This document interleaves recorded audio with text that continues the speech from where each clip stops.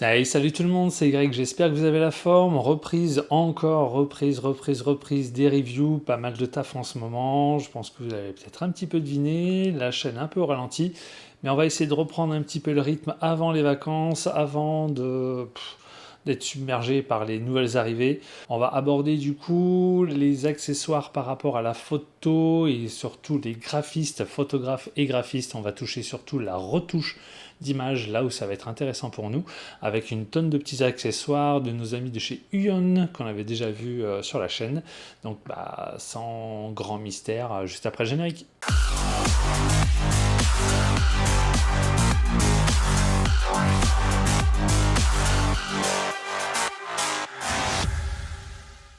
Ça y est, reprise des reviews avec une entrée un petit peu, voilà, avec une intro un petit peu catastrophique, mais vas-y, Balek, on y va, un peu cash. Uyon, accessoires, qu'est-ce qu'on va dire d'autre. Je ne vais pas rester que sur ça, voilà.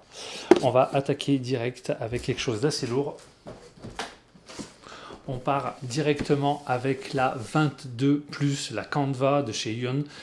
Du coup 22, donc c'est un écran. Je vais essayer de vulgariser un petit peu pour ceux qui n'ont pas encore, qui connaissent pas trop cette thématique.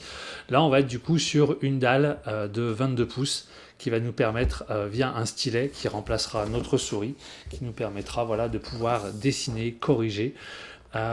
Pour moi, cet outil sera très utile pour une fonction de mon activité qui est la photo d'iris que je réalise depuis plus de 3 ans déjà, et ça me permettra de pouvoir corriger assez facilement et de retrouver ce côté dessin par rapport à mes études d'art, de pouvoir voilà, retrouver un geste plus souple, plus logique, surtout pour les graphistes. Voilà, on a envie de pouvoir retrouver cette flexibilité grâce à ce type d'outil. Une dalle pas tactile en termes de doigts, mais qui sera sensible du coup à ce petit crayon qui nous permettra, voilà, suivant nos logiciels, de changer nos brushes et vraiment de dessiner vraiment comme sur du papier. Donc bien sûr, je ne connais pas tous les chiffres de tête, donc je m'aiderai un petit peu du site.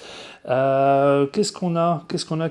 Et bah du coup, une grande tablette 22 ⁇ avec à l'intérieur notre écran, notre stylet, le support arrière qui permettra de pouvoir gérer l'inclinaison de tout ça. On va retrouver notre bloc à limes et surtout une prise assez maligne qui permettra de s'occuper de la partie HDMI, transfert d'image. On va retrouver le USB qui va permettre de considérer notre stylet comme une souris, et on va trouver une autre prise qui sera tout simplement l'alimentation.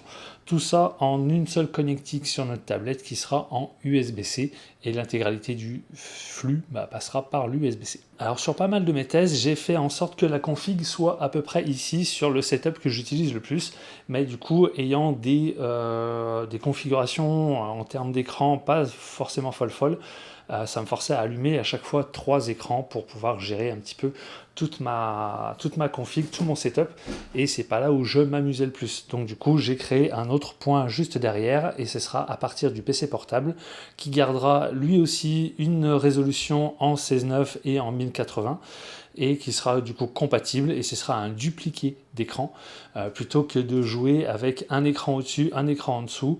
Par exemple, quand j'avais Photoshop, du coup je me retrouvais avec toutes mes fenêtres qui étaient des fois sur un écran ou sur un autre, et de passer d'une souris au stylet, c'était un petit peu chiant, sachant que des fois je l'allume pas, tu veux lancer Photoshop, tu veux faire un truc rapide, t'es pas obligé de re-switcher à chaque fois.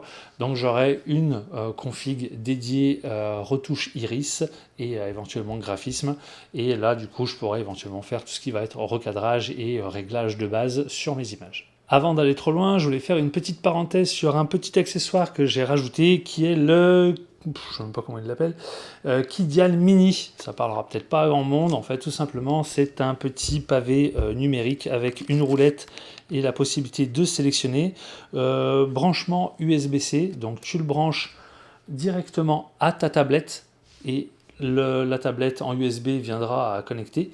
Via l'application, tu vas pouvoir personnaliser tes fonctions. Là, ça va être assez pratique. Par exemple, là, tu vas pouvoir dire, je veux que ici j'ai V pour la sélection, mes lassos, etc., tous mes tampons. tu vas vraiment pouvoir créer ton setup comme tu veux, plutôt que de le faire avec un clavier.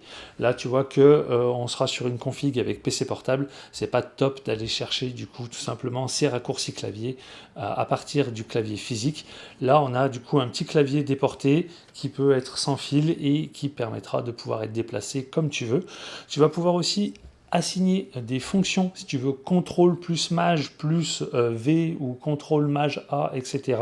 Tu vas pouvoir l'assigner directement à une touche. Si tu veux faire une sélection rapide, CTRL Maj A, CTRL Maj I, CTRL inversé, etc. Tu vas vraiment pouvoir créer tous tes setups par rapport à tes logiciels. Donc ça, du coup, c'est tout simplement, on va dire, un clavier personnalisé là-dessus. Et tu y retrouveras une petite molette qui te permettra de pouvoir changer entre du zoom, entre du changer des pinceaux et une autre fonction que j'ai plus en tête. Et un petit bouton pressoir juste au-dessus et on est bon. Donc là, ça reprend vraiment le pad que tu as sur le... tu retrouves sur ton pad numérique ici, plus molette. Et ça, directement en USB-C. C'est auto-alimenté et voilà, c'est quand même l'accessoire qui, je trouve, est assez pratique. Tu as aussi, si tu n'as pas envie, tu rajoutes un clavier à côté. À savoir que sur cette tablette, tiens, regarde, je vais l'amener, ce sera plus rapide. À savoir que sur notre belle dalle, voilà, hop, une belle dalle, tu vas retrouver ici toute la partie connectique. Ce qui va être intéressant, c'est que du coup, le premier USB-C, donc là, ça va être aussi cool d'avoir des connectiques assez actuels. USB-C, comme je l'ai évoqué, ça va gérer le transfert d'images, le transfert de données avec le stylet, etc. Toutes ces infos vont passer par le premier. Le deuxième, tu as un autre petit USB-C et un câble USB-C vers USB-C qui est fourni, qui te permettra de pouvoir connecter directement ton téléphone si tu as des applis de dessin, etc. Si tu vas aller chercher les fichiers, si tu veux te brancher à un autre support, tu vas pouvoir utiliser pas spécialement ton PC portable, mais tu vas pouvoir directement te brancher via un téléphone ou un autre support. Et tu as un petit USB classique qui te permettra, là, si tu le souhaites, brancher un clavier traditionnel, si tu es plutôt adepte de garder tes touches sur ça. Voilà. On retrouve ce que j'évoquais tout à l'heure, le fait d'avoir ce petit pied orientable qui, voilà, qui est assez basique, mais qui fait vraiment le boulot. On a quelque chose de relativement stable. Toujours nos petits tampons qui éviteront de bouger dans tous les sens.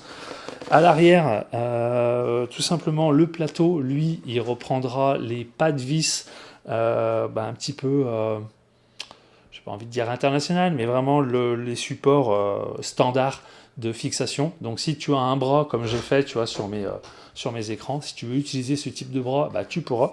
Si tu veux garder le pied par défaut, tu pourras garder le pied par défaut. Pour faire le tour, on va retrouver des petites gommes en bas, un petit logo ici. On a des petits rétro-éclairages sur les petites fonctions, boutons power, etc., qui se retrouvent au-dessus. Là, après, ça va être tout ce qui va être la dynamique que tu vas pouvoir gérer ici. Coin arrondi, finition mat. Faire attention, je trouve que ça marque un petit peu au niveau des doigts. Donc, bien se laver avant, bien penser aussi à la petite lingette. Et ce qui est cool, c'est qu'ils te fournissent du coup toujours ce petit gant.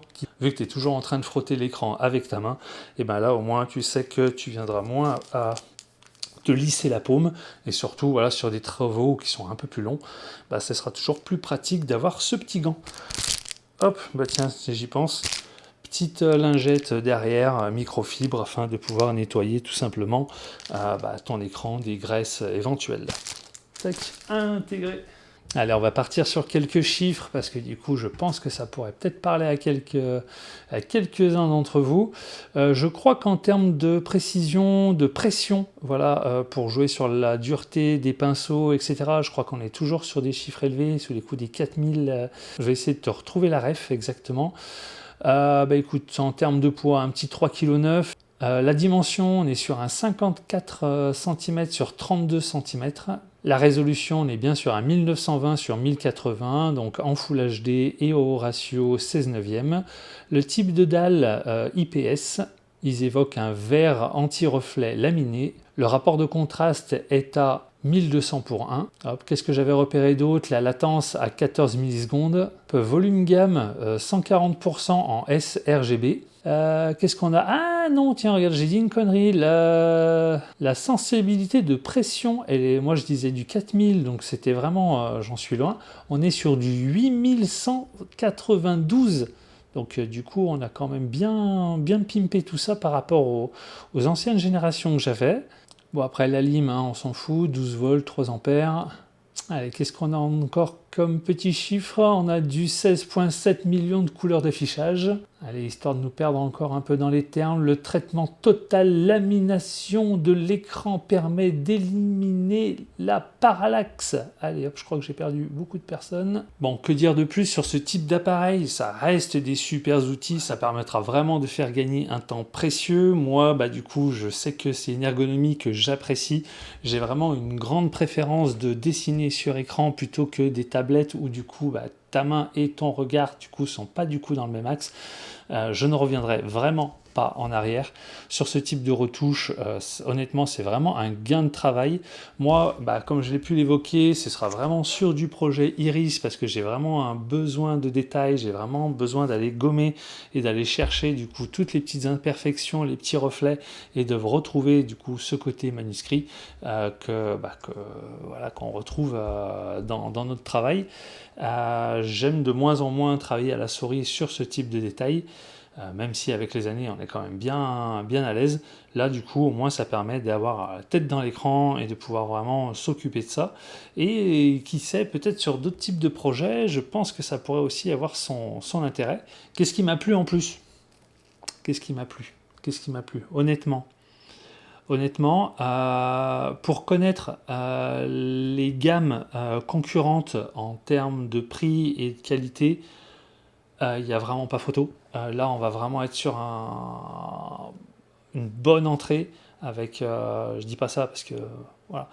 Non, ça reste vraiment un produit qui est cool, qui permet d'avoir de grandes fonctionnalités, qui est extrêmement complet. Là, ça fait plaisir. Là, ça fait plaisir, encore une fois, de ne pas être obligé de balancer un gros billet dans une Wacom, etc.